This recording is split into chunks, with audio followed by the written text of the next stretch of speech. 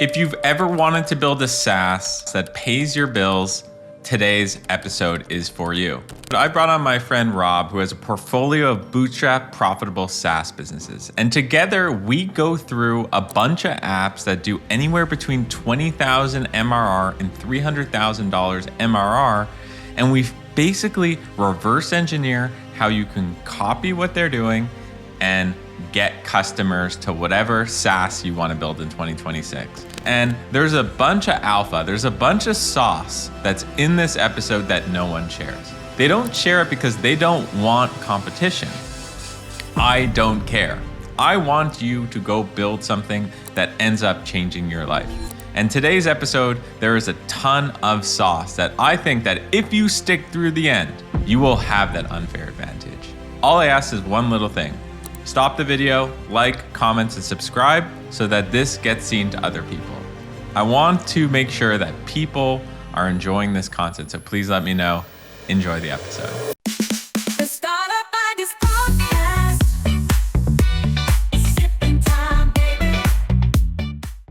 I brought on my friend Rob Hoffman. You might not know Rob, but he's built a few businesses, bootstrap, SaaS businesses, Contact SO, $300,000 a month, Mentions SO, $20,000 a month, and Kleo.so, his new one, $61,000 a month.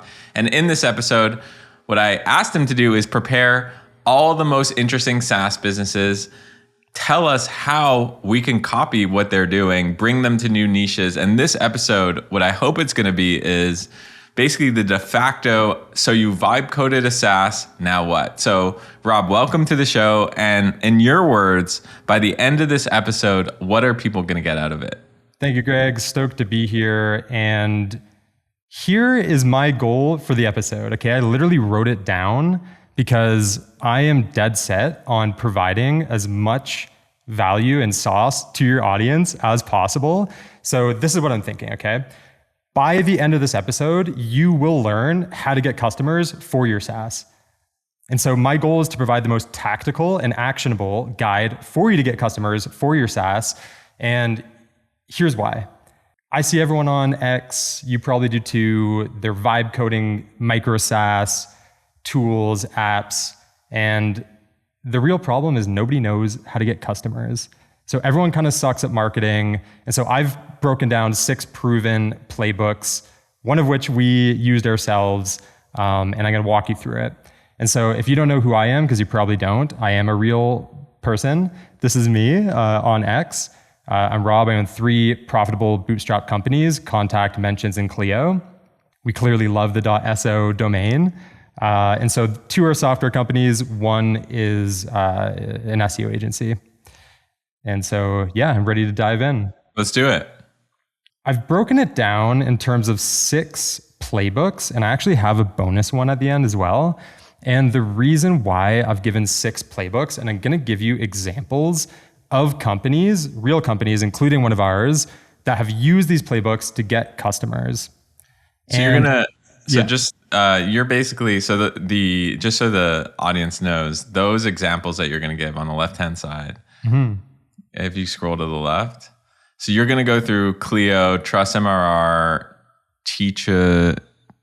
Teachizy, Tally.so, LocalRank, MailScale AI. You're going to tell them how much money they made, what is the playbook they've used. You're going to break down the playbook, and what else are you going to do? Yeah, so I'm going to take you through 6 different SaaS tools, how much money they make, their playbook for getting customers, and how you can steal this playbook for your own SaaS. Great, let's get into it. Hell yeah, let's do it. So I'm going to just start over here with the 6 different playbooks, and then I'm going to go and show you the real examples. And the reason why I've given 6 playbooks is because everyone's going to have their own preference of how they want to acquire customers based on your skill set, based on your level of interest in these different strategies. So I'm going to start right here with number 1, which is the waitlist strategy. And this is actually a strategy that we used for our own SaaS tool, Kleo. And in fact, we also used it for our other SaaS tool, Mentions. So we know that it works because we ran it twice. And in both cases, we were able to grow to 60K MRR for Kleo and 20K of MRR with mentions in like a month or two. Okay, so here, we're gonna start here with Kleo. So first of all, what is Kleo? Kleo is an AI tool that helps you create content for platforms like LinkedIn and X that is optimized to go viral, build an audience, and get you customers. So that's what it does. In terms of MRR, we are at 61, 62K of MRR. Sam Altman, the co-founder of OpenAI, just said that it is the era of the idea guy, and he is not wrong. I think that right now is an incredible time to be building a startup. And if you listen to this podcast, chances are you think so too. Now, I think that you can look at trends to basically figure out what are the startup ideas you should be building. So that's exactly why I built ideabrowser.com. Every single day, you're going to get a free startup idea in your inbox, and it's all backed by high quality data trends. How we do it, people always ask. We use AI agents to go and search what are people looking for and what are they screaming for in terms of products that you should be building. And then we hand it on a silver platter for you to go check out. We do have a few paid plans that take it to the next level, give you more ideas, give you more AI agents and more, almost like a ChatGPT for ideas with it. But you can start for free, ideabrowser.com. And if you're listening to this, I highly recommend it. So, which is crazy, by the way, because when I hear that pitch, I feel like there's like 100 companies doing the same thing. Like, what gave you, the kahunas, I think is the word, or the chutzpah to build something in such a crowded niche and still hit, almost $1 million ARR?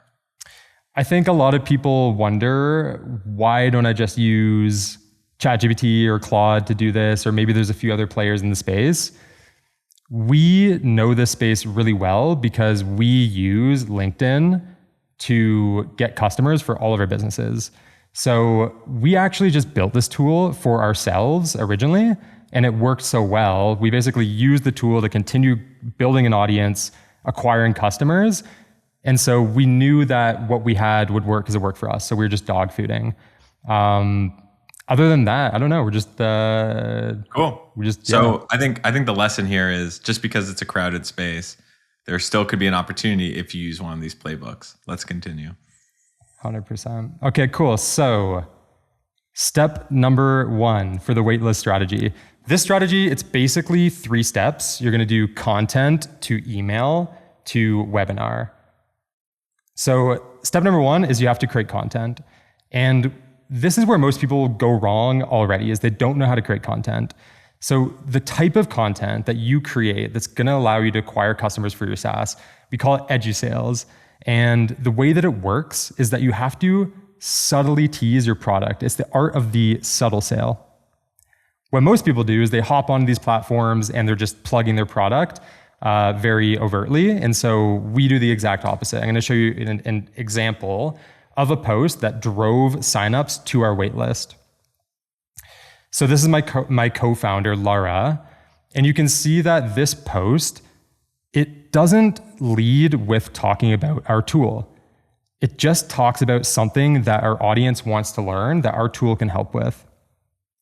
The thing I want to draw attention to is that we plugged our tool so subtly in this post. So it's not like at the top of the post, we don't have a crazy CTA, it's just one of the bullet points. And that is what's going to get trust with your audience, because they don't feel like you're trying to sell to them, they get their guard up. So you have to create posts that lead with value. This is one example of it, and then subtly sell your product. I know LinkedIn suppresses links. Do you post it and then after a few hours edit the post and then put the link? Sometimes we do that depending on the post. For this post, we just put it in right away. People have all sorts of ideas about LinkedIn, like you have to post at a certain time, whatever. If it's good content, it will get reach. I'll give you a few other examples just so you can see, because sometimes what we will do is we'll just put the CTA in the comments. We won't even put it in the actual main post. Sometimes we'll go back and edit the main post an hour later, but you can see here, like join the waitlist in the comments. So you can see this is the post. It's kind of just a post that's meant to go viral, get a lot of attention, and then we plug it in the comments.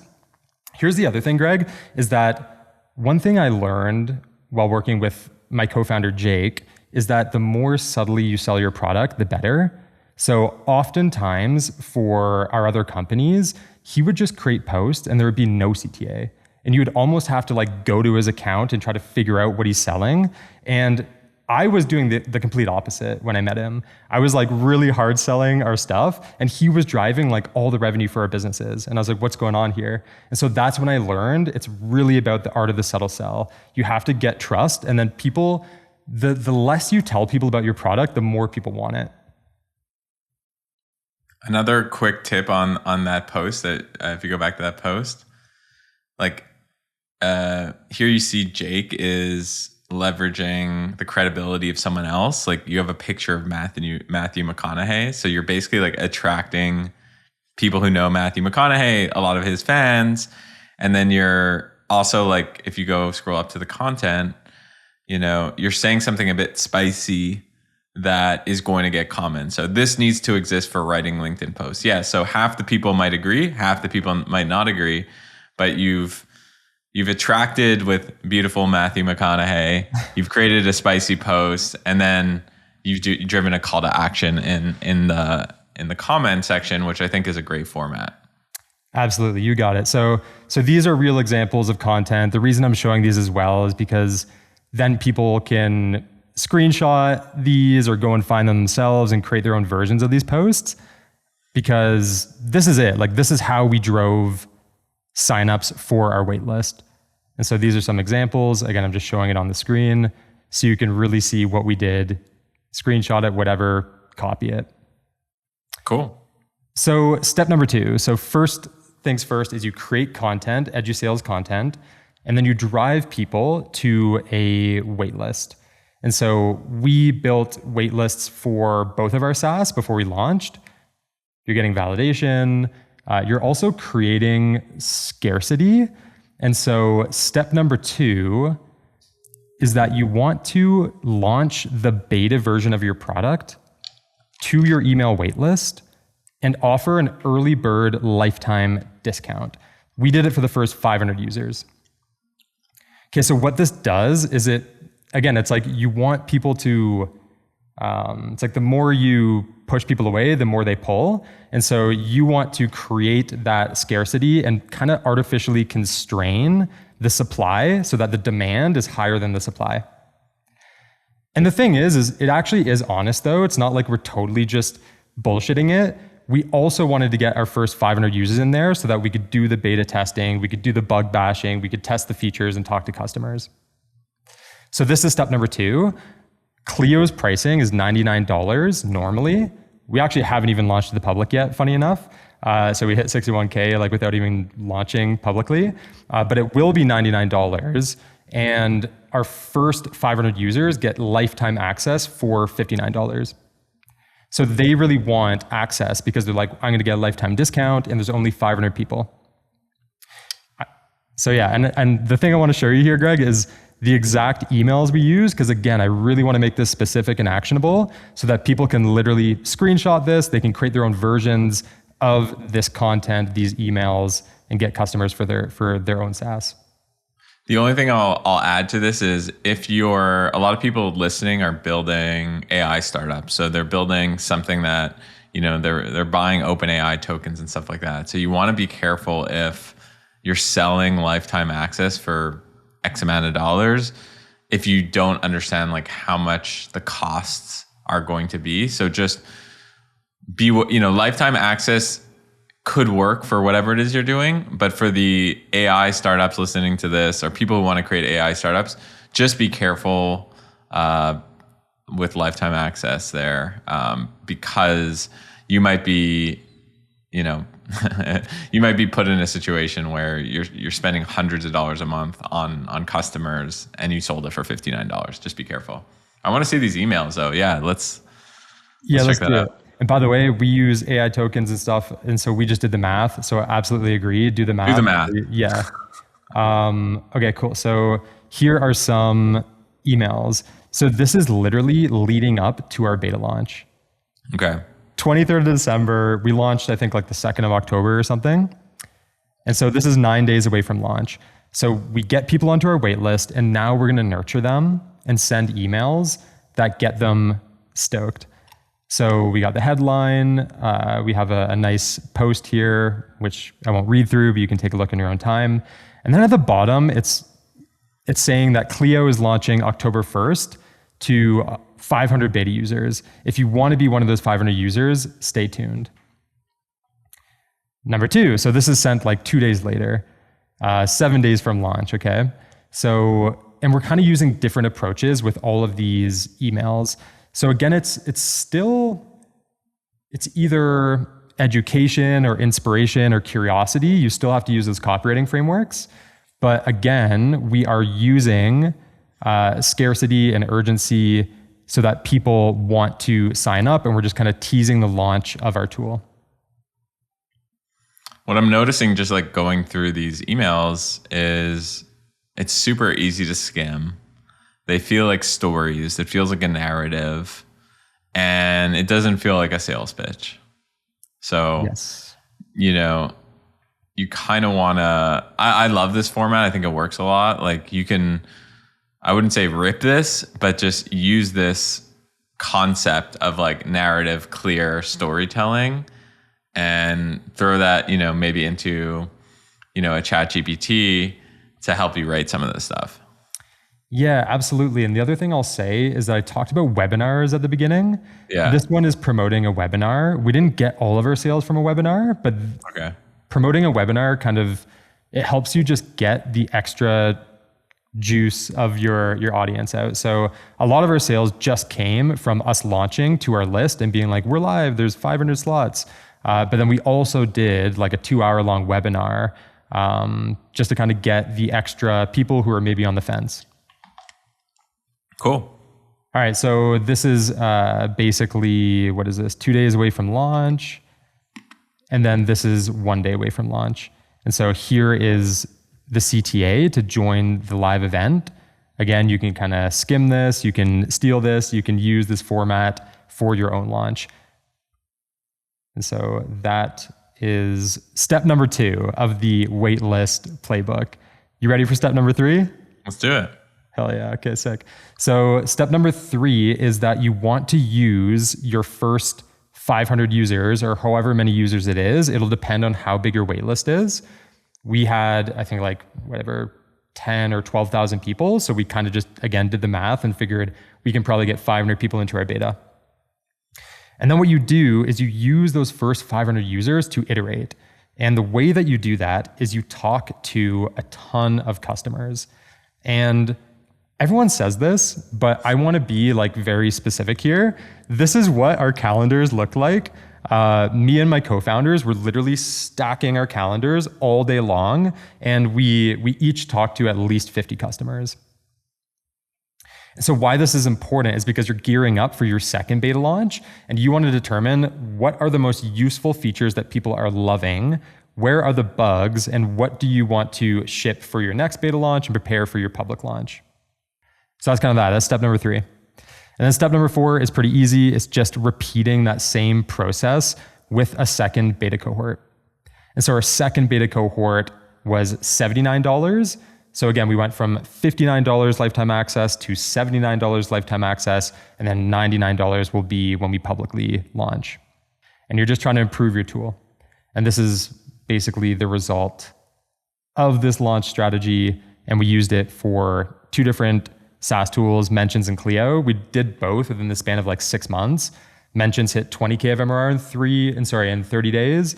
Kleo hit 61K in 53 days, I believe it was. Love it. So makes sense. Waitlist strategy, edge of sales. So here, build demand before launch, create edge of sales content, launch unlimited early bird beta with the email waitlist, sell discounted lifetime access. Number 3, iterate with early users, do customer calls, and then you relaunch. The last step is to relaunch a second cohort by repeating the same content. Email, webinar launch flow, and then you do the full public access. Makes sense to me. Absolutely. You ready for number 2? Let's do it. Hell yeah. Okay, so number 2, this is a really fun one. And I think that this one is fun because anyone can do it, especially if you're a vibe coder, where you're riding a wave. So I call it like the wave surfer strategy. And the best example of this right now is this SaaS called TrustMRR. It's by a guy named Mark Liu. You may know him from X. And what it is it's basically a database of verified startup revenues, because everyone, like myself as an example, will share MRR screenshots on X. And you have all the people being like, oh, this is fake, you're a scammer, whatever. And so Mark created TrustMRR so that people can verify their MRR and be able to share that on platforms like X. And then it also has a marketplace to buy and sell micro SaaS businesses. And so this one, it's a little bit lower of MRR. It's 24K of MRR, but it's like 24K in like 30 days, some insane, you know what I mean? Like it's a crazy number. Although he does have like 233,000 followers on X, right? So yes, he does have an audience. That's probably going to be the biggest objection. Yeah. However, he has other SaaS tools that have not scaled as quickly as this or that have failed. So despite having an audience, he's launched other tools that have not worked, but this one worked, and there's a specific reason why, and I believe that anybody can do this. Okay. And the reason why is because, well, I'll get into it with the next few steps here. So step number 1 is that you want to quickly ship a tool that rides the wave of a trending topic. So rather than trying to manufacture demand and you have like a cool idea and you're like, how do I get people interested in this? You start by finding the attention and the demand, and you just piggyback on it. So step number 1 is basically like find a trending topic. Step number 2 is actually the coolest. So why I think this is cool is because you have to ship extremely fast. And I talked to Mark, and he gave me a really good quote, which is quit as fast as you ship. So ship fast, but also quit fast if it's not working. But here's why this worked, is because basically, so Peter Levels, who is, one of the most, probably like the most famous indie hacker on X, he went viral with this post right here. And so Mark actually piggybacked on Peter's virality. It wasn't even his own audience. And what Mark did is he shipped TrustMRR within 48 hours of this tweet going live from Peter Levels. And so the tweet is basically Peter Levels complaining about how many fake MRR screenshots are on X and that nobody can prove it, and that a lot of these people are scammers and they're just trying to sell a course. And so Mark was like, okay, cool, I'm going to solve that problem by basically creating a database where we can verify people's MRR so that you know who are the real builders and who are the fakers.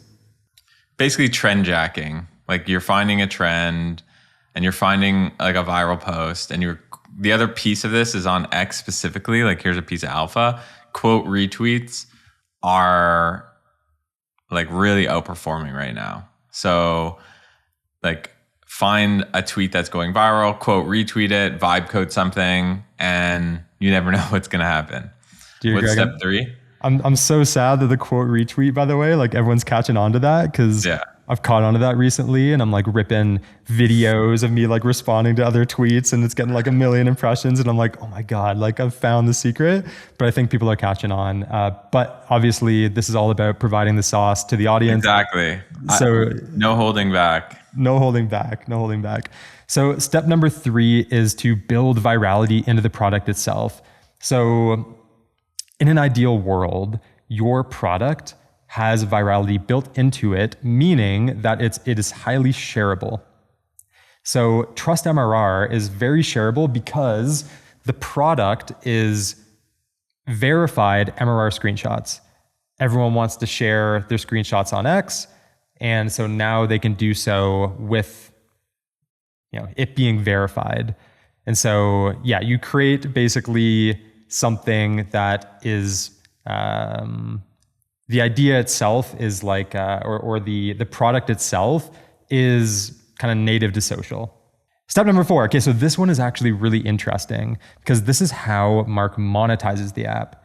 And there's other great examples of this, which is because this is an attention play where you're leveraging attention, you are creating a product that is inherently viral and shareable. What's going to happen is that the amount of attention that you get for this tool is going to far outweigh the people who are willing to pay for it. So you get a ton of attention, but there's not a lot of intent. So what that means is that it's hard to sell subscriptions. People just think that the tool is interesting and cool. So how do you monetize a SaaS like this? You sell advertising. So you lean into advertising revenue rather than subscription revenue. And so what Mark is doing here is, he actually, there's no subscription. I think it's free, his tool. And so instead, he just gets a ton of attention to the website. And then you have companies that are paying to get in front of the people going to this website. Obviously, it's like a high value audience because everyone going to the site are going to be entrepreneurs or business owners. And another great example of this actually comes from Peter Levels himself. Do you remember when Peter created that flying game that went super viral on it? For sure. Yeah.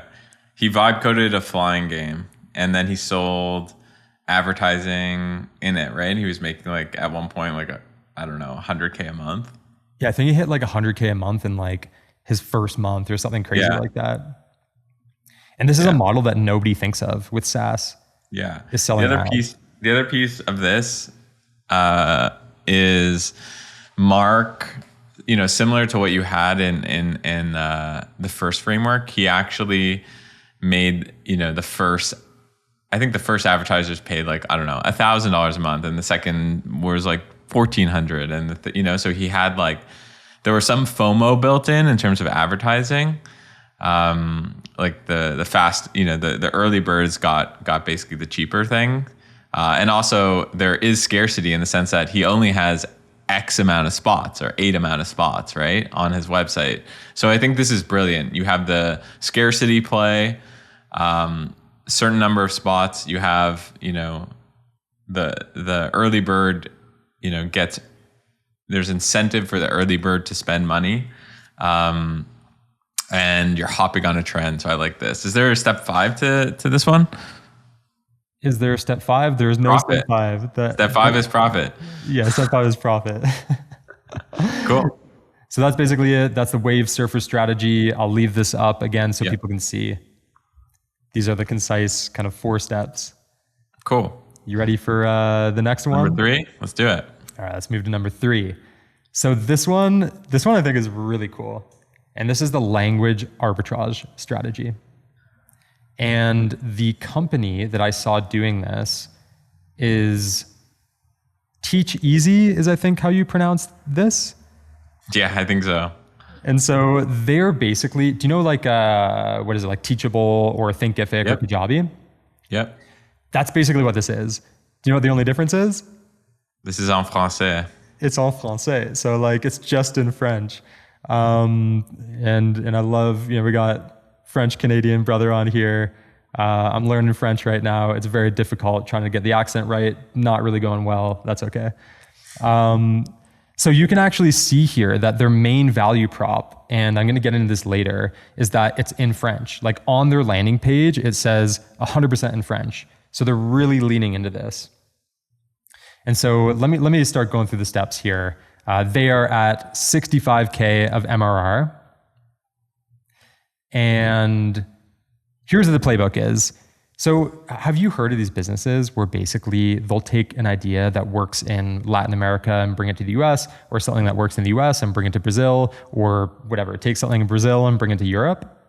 Yeah, so Rocket Internet is like the most famous venture studio that did this. And I should probably do a whole episode on Rocket Internet. Comment on YouTube if people want that. But basically what they would do is they would take Airbnb and then they'd do like Airbnb for Germany and it would rip.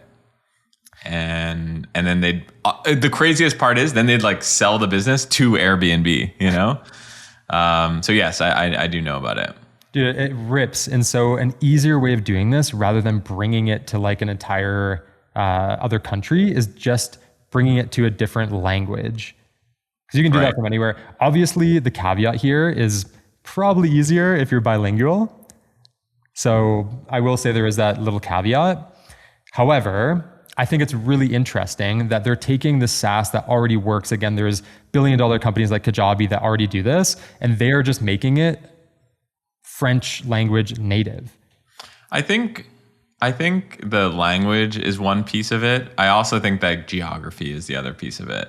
Like, I think that, if you have for example, a German startup, you're more likely, yes, it's in German, but you can also, on the website, just put a German flag and, have German jokes on it. And like, people probably from Germany are more likely to buy a German product than they are, say, an American product, because they're German, right? And identity is a big deal. So I think that the playbook, I think that the playbook isn't just take a proven English language SaaS and convert it to another language. I think it's take a proven English language SaaS or / American SaaS and convert it to another language or geo. That's true. People really care about that these days. Yeah. As a Canadian, we've never really been too nationalistic. Yeah. And the US is always like, made in America, and people love that. They eat it up. These days, obviously, there's like a little bit of like a rivalry, and so the leaning into the Canadian first thing probably has more pull. But I would say that most countries, if you do appeal to those kind of like nationalistic impulses, there is a lot of value to that, or a lot of it's compelling to a lot of people who are proud of their country and where they come from and their language. Yeah. Cool. So that's step number one, is just basically take something that's working and put it into another country or language and lean into it. So they, everywhere on their website, you're actually right, they have made in France, and like they're constantly leaning into the fact that it's French and made in France. Step number two is do SEO in this other language. So Greg, I think you know a decent bit about SEO, correct? A decent amount. Yeah, a decent amount. Decent amount. So SEO, as I'm sure you know, in any other language besides English, is kind of like marketing on easy mode, or like SEO on easy mode. Okay, so let me show you why this works so well. When you're doing SEO in another language, it's kind of like doing SEO in English back in like the early 2000s. And so when I look at the keywords that Teachizy are ranking for, what do you notice about this keyword difficulty section here? It's a dream, dude. It's a lot of green. Yeah, like I'm always looking for a sea of green. If you want to find a good SEO opportunity, you pull up a tool like SEMrush or Ahrefs, and you look for this sea of green where you have a lot of volume over here, and the keyword difficulty, meaning how difficult it is to rank for these keywords, is very low. It's very easy. You don't see this that often, like a sea of, anymore at least, So I think that this is dope. Absolutely. And so they clearly saw this was the case. They took advantage of it. And I reached out to the founder, and he said, surprise, surprise, that SEO is their number one source of customer acquisition. And you can see it here just in terms of their constant growth over the years via SEO in the French language. Cool. So that's kind of it. That's a really simple playbook. So that's number three. Again, language arbitrage strategy. Ready to get into number four? Let's do it. Okay, so number four is the AI search strategy. So we talked about SEO in the last one. This one's really exciting. Everybody wants to show up in AI search. They want to be recommended by ChatGPT and Perplexity and Claude, or Claude, as you say. I never know which is the right one. So AI search strategy. The company that leveraged this the most or a really great example of a company that leaned into AI search, is called Tally. And so Tally is a no-code form builder. It's kind of like Typeform, I think. I don't really know what the difference is, but they let you create customizable forms just by typing. They're pretty big. They are at 338K MRR. And by the way, the founder of this company builds in public on their website, and it's one of the coolest websites in terms of build in public content. Just as a shout out, I love when people build in public. And so there's some really great information on their site. So here's the playbook. You ready? Yep. So there's always going to be one OP marketing channel. And when I say OP, this is like, did you ever play World of Warcraft when you were a kid? I actually played Warcraft 3. Oh, damn. I don't even know what that is. Yeah. That's pre-World of Warcraft, so. All right. Yeah. Shout out to all the nerds out there. Yeah. Wrath of the Lich King was my jam. And people refer to things as overpowered. OP means overpowered. And so let's say that we're going back to 2007. The OP marketing channel was what? It was Facebook. Okay, 2017. It's got to be TikTok. Now the OP marketing channel is AI search. And probably the next 6 months are going to be the biggest window of opportunity to take advantage of this marketing channel. And this is what I'd argue helped to scale Tally so big. And so number one is you find that OP marketing channel. Step number two, and again, this one's pretty simple, is you're investing into the 80-20 of SEO. I'm a big believer in the Pareto power law, which is the 20% of actions always creates the 80% of results. And so, by the way, if you have a SaaS, you need to do this regardless. I've seen many playbooks of other companies where this is just the playbook that they run, where you create SEO pages, but you focus on the really bottom of funnel pages. And what I mean is alternatives pages, versus pages, and then bottom of funnel blogs. And so let me show you a few quick examples of this. Okay. The key here is it has to be a really comprehensive page. So you really have to invest a lot of time into building just a few pages. And they, on their website, they're basically highlighting these four. So they clearly spend a lot of time just on these four. Another one, by the way, is this. So like best, I don't know, I guess that's not a clickable link, but it's basically an article that is the best free online form builders in 2025. This is exactly what Tally does. So they have a super comprehensive article. They're going to probably list themselves first and then their competitors below it. So that's kind of number two. That's basically it. The takeaway is that every company should have these comprehensive alternatives and versus pages on their site. It is a proven strategy. And what else can I say about this? I mean, I guess here's the other thing, okay? So I'm going to show you some really interesting data. So AI search became their biggest acquisition channel. They got 2,000 new users in a very short period of time, like mainly in 2025. And I want to show you kind of how this works. So you can see here that they're getting a ton of data from AI search. And if we zoom in a little bit further, you can see that these are the search terms that they are showing up for.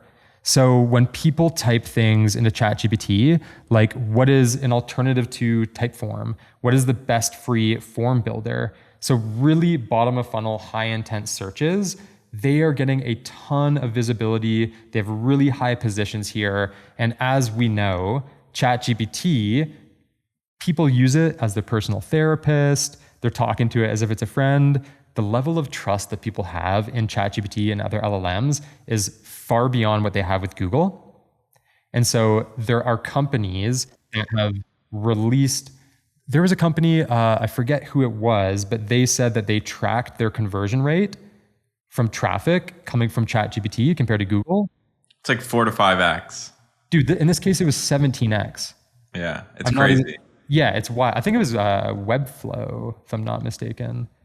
Yeah, I mean, I think you can expect at least 4 to 5x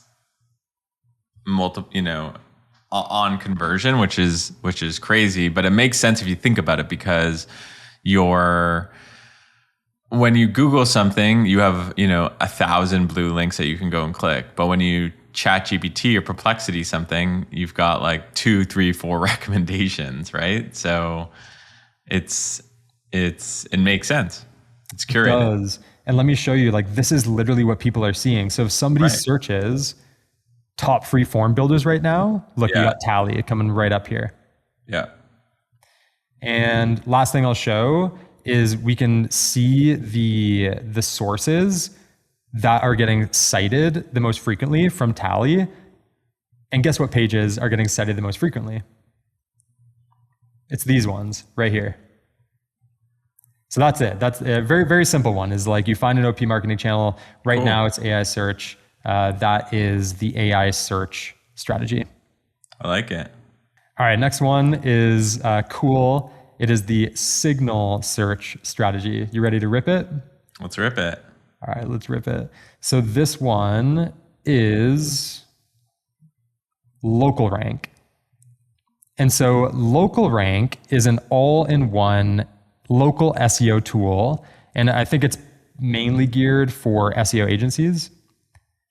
And they are doing 47,000 of MRR. And here's the playbook. So step number one is that you have to choose one feature to test the market with. And let me say something. This one is actually very similar to TrustMRR.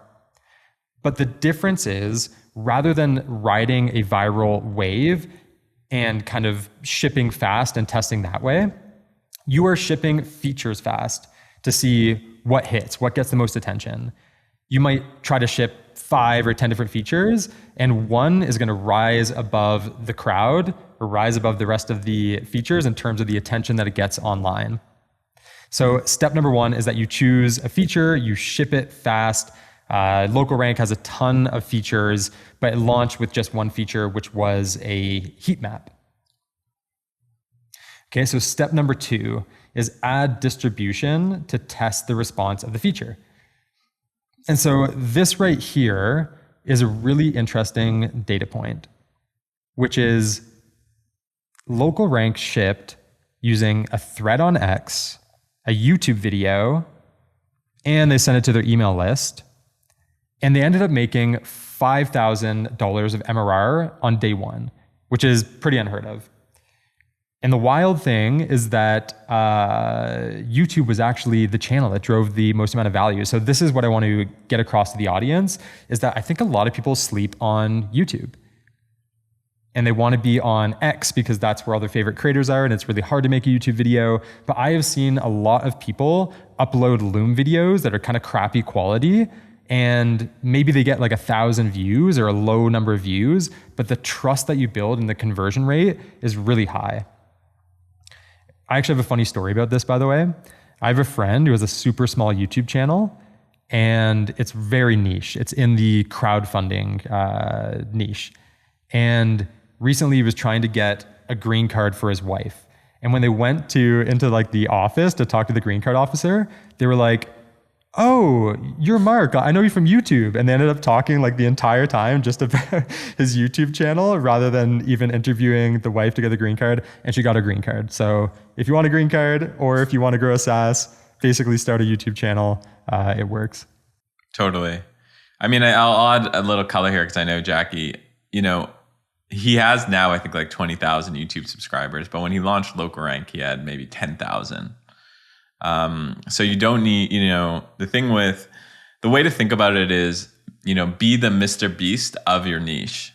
Meaning, like, you don't need Mr. Beast 100 million subscribers or hundreds of millions of subscribers, but if, carve some niche, and even if you have 10,000 subs, 8,000 subs, 5,000 subs, whatever, it is the best way to get 0 to 5,000 MRR in your SaaS.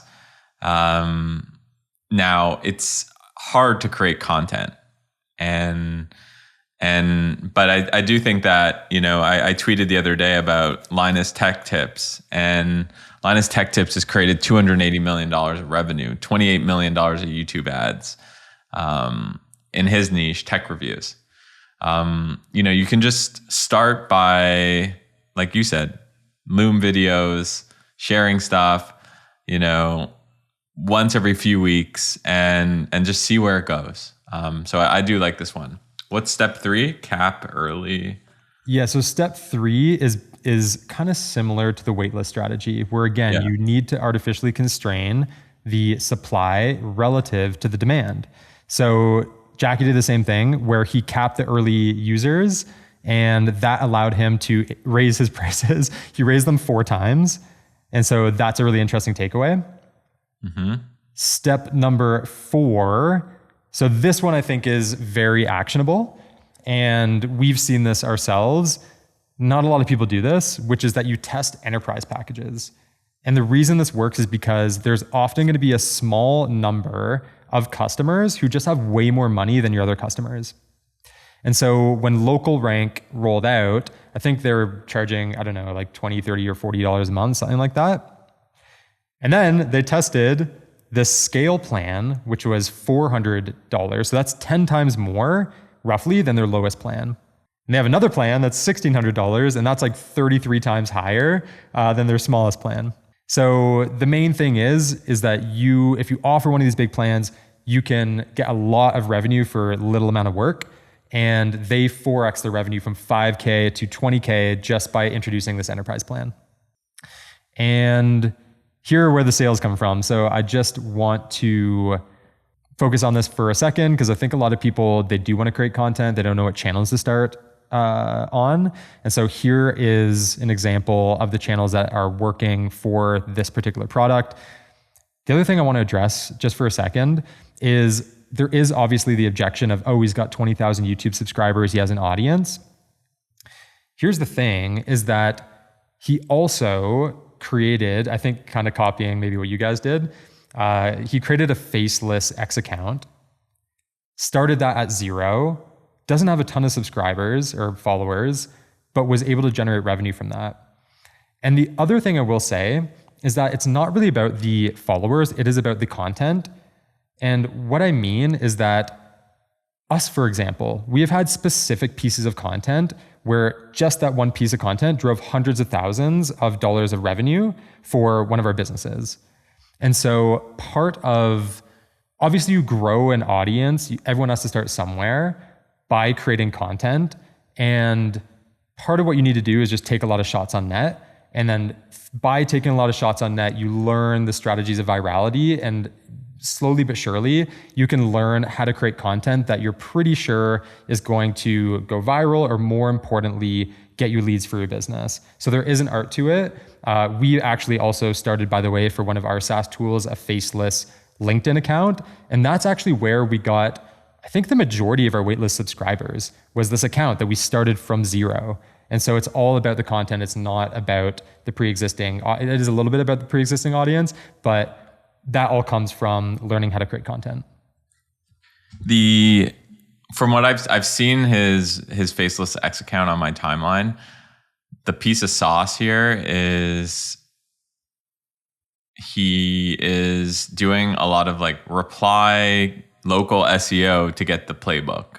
So, he's getting a lot of replies, and then he's DMing you the playbook, and then he's probably trying to upsell you to the product in there, right? So it might not be something that you want to do on your personal account because it feels kind of spammy, but when you're doing it at a faceless account, doing those, I don't think you can hook up ManyChat to X, ManyChat.com, but like I'm sure there's the equivalent of a ManyChat. Do you know like how people are doing that? Or he's just doing it like he has someone managing it, and he's like literally reaching out. I've never heard ManyChat. I think people use like Hype Fury or something, or like, I don't know. Yeah. Hype Fury maybe. Yeah. But yeah, that's the other piece of this is just like DMing people and upselling them on X. Yeah. The classic reply, auto DM strategy. Totally. Definitely works. Okay, other interesting insight. Last thing I will say here is that they did try paid ads, and when they paused them for Black Friday, sales didn't drop. So ads were not essential here. And again, the surprising part is YouTube has been 80 to 90% of sales, and the YouTube launch video has 1/10 of the views as the X post, but drove 80% of the sales. So again, just rip some Loom videos, put them on YouTube. You don't have to be super polished. I have seen YouTube channels that have literally, it's like a Loom video with a crappy thumbnail, and they're getting tons of customers from it. So just ship it. Don't worry about being polished. That can come later. Cool. So that is the signal search strategy. And we're going to move on to number 6, which is the high ticket ad strategy, which is our final strategy here. Okay, so this is a company called MailScale. MailScale, they do something that I've seen a lot of companies do, which is they help B2B firms scale their email outreach with inboxes optimized not to land in the spam. So I think it basically helps people do cold email. And so yeah, their revenue is at 100K of MRR. And here's the playbook. Is if you are like, I want to just rip ads, I don't want to create content, I don't know how to do that, I don't want to put my face out there, whatever, this strategy is probably for you. What they did, and so here's the key insight, okay, is that if you want to use ads to scale your SaaS, you can't do it with a low ticket offer. And when I say low ticket, I basically mean anything that is below $1,000 per month. If your SaaS is $50 a month, $100 a month, this probably will not work because you will not be able to acquire customers profitably. So you have to have some sort of enterprise plan. And so they have like MailScale Unlimited. That's interesting. So you're saying that if you have a low ticket offer, you can't successfully acquire customers with Meta, LinkedIn, or YouTube ads. Yes, I have tried this. This has been my experience. This is their experience. I've talked to many founders. And the problem is you end up spending so much money just to acquire the customers that you go into the red. So if you have a $50 product and maybe it costs you $50 or even $100 or even $300 to acquire a customer, you're losing money from day one. And that doesn't even count the software, like the cost to develop the software, any other expenses that you have. So you need to have an offer or a price point that is high enough where you can spend money on Meta, and you can have basically like a positive cost to acquire customer. Not sure I agree with it personally, because I think that there's an opportunity for people to do like, they call it, I think, a self-liquidating funnel.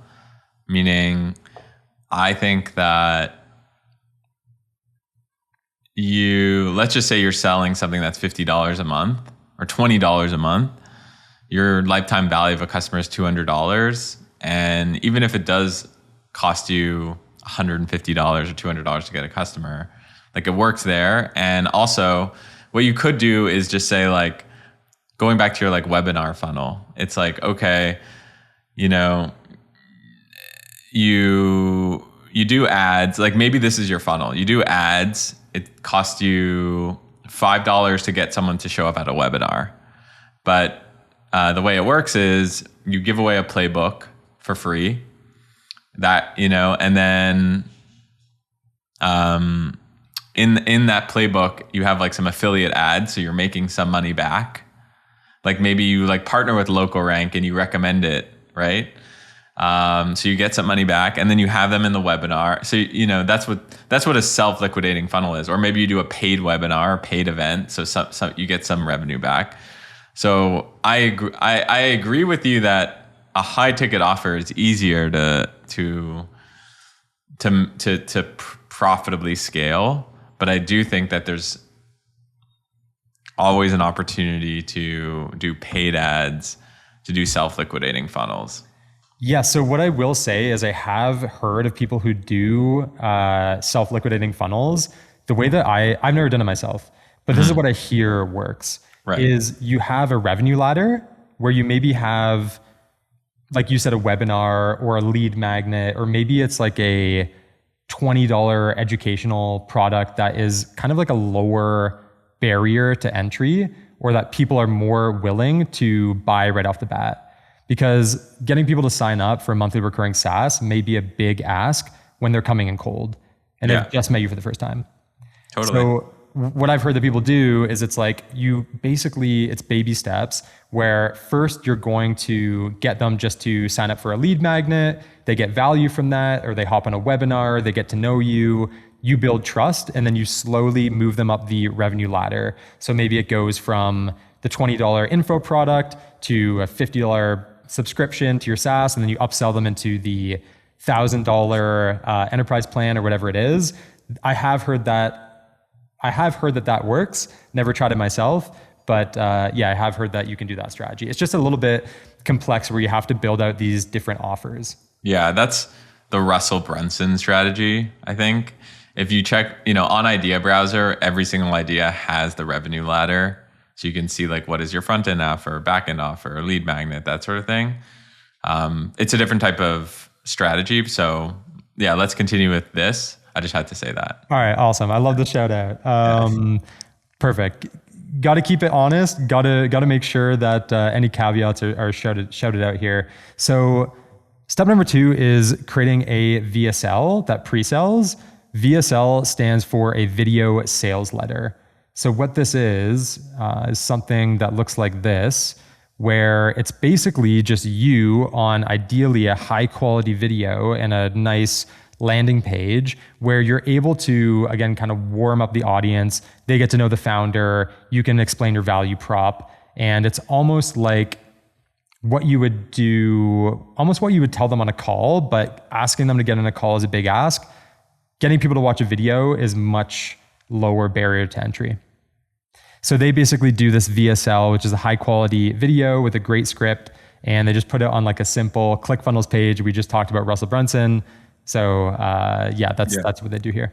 I think the only thing I'll say here is like, when I look at those VSLs, like that VSL, it just looks so spammy. And I want people to know that some of the biggest companies in the world use VSLs. Yeah. It might not look like that. It might not look like a ClickFunnels, like tons of copy and like someone in their bedroom kind of recording. It could look like that, but it could look from that all the way to like a highly produced, beautiful enterprise looking website. Yeah, I agree. And the funny thing is, I kind of have an aversion to ClickFunnels and all these spammy looking tactics because it just looks like, when I see this as a buyer, I'm like, this just looks spammy. And it's interesting because I hear a lot of people being like, man, that's just... It worked. Yeah. Who's the guy who comes on your pod a lot? Jay Ice Cream? Yeah. And doesn't he say it's like, the worse the landing page looks, the more revenue it drives? Totally. Like And he's a designer, right? Like he does beautiful design. So when he's always like bummed out when his like ugliest design performs the best. But sometimes it's not about pure performance, like I think like ultimately, people listening to this, like you want to create a brand, right? You want to create an impact, and it's about a long-term play. It's not always about optimizing every single dollar. So that's my only caveat with that. Agreed. I am a big fan of branding, so I do agree with that caveat for sure. So step number 3 is to create image and video ads. So I talked to the founder of this company, and they said that they're using ChatGPT image generation, which I love because it's so low barrier to entry. And they basically just follow the AIDA framework, which if you don't know, this is a copywriting framework where it's attention, interest, desire, and action. So they basically just ask ChatGPT to, I guess now you'd probably use Nano Banana because I heard that that's way better. Yeah, exactly. Or you'd use like, there's like Free Pick or GenSpark or one of these other tools that have multiple image generation, Enhancer.ai, like ArcAds, like all these other ones, you can, that kind of like ping multiple models at the same time. But yeah, I do think that, the AIDA framework is still somehow like underrated.